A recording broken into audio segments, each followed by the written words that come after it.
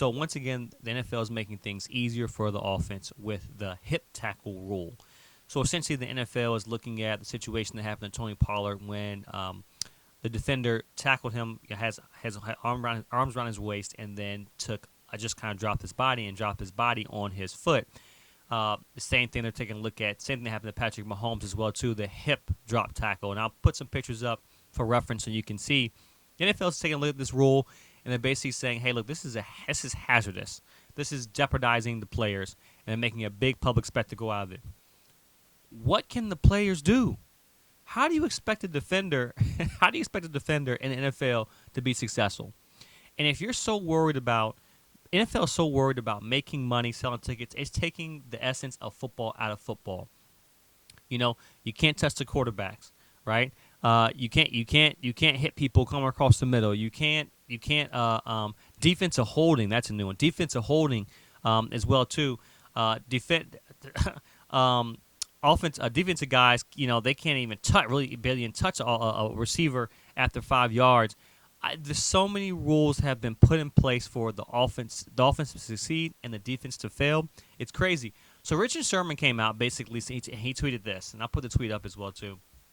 But Richard Sherman basically came out and said this: a desperation wrap up to prevent a ball carrier from gaining extra yards. There isn't one player saying, "Hey, I'm about to drop my hip on his ankle when I tackle him." Defense is hard enough with the rules about roughing the QB and interference. This will be overkill. He's 110% right. How are you supposed to tackle? How are you supposed to tackle a guy if you're taking out? Like, you can't think mid-play and say, "Oh, now they're going to take the tackle out. Now you're going to be fined, suspended." It happens in the game, right? Then Cam Hayward, who actually plays for the Steelers right now, commented and said, "So dumb. They're trying to make defenders stink." Right? They basically are. Javon Highland came out and said this: "It's getting out of hand now." It really is, right? Jerry Jones probably went and called the owners together and said, "Hey, look. Take a look at this. People are getting injured." He probably submitted that because they know Tony Pollard was one of the reasons why they lost that game to the 49ers because he was out. Michael Carter 2 says, "Ain't no way, boy. Ain't no way, the boy. Ain't no way, boy. Ain't no way." The NFL is planning to have an active conversation this offseason about possibly banning the hip drop tackles.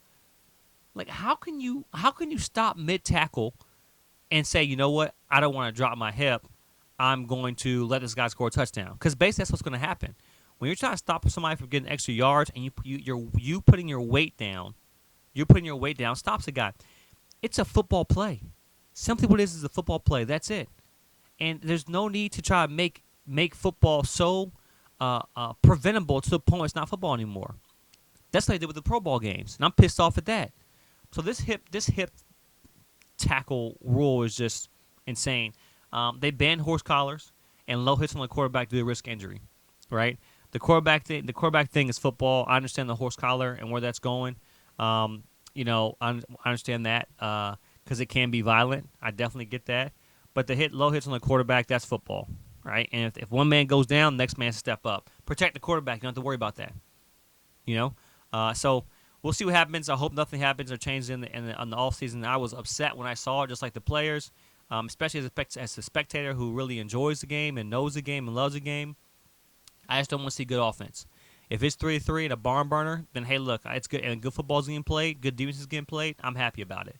So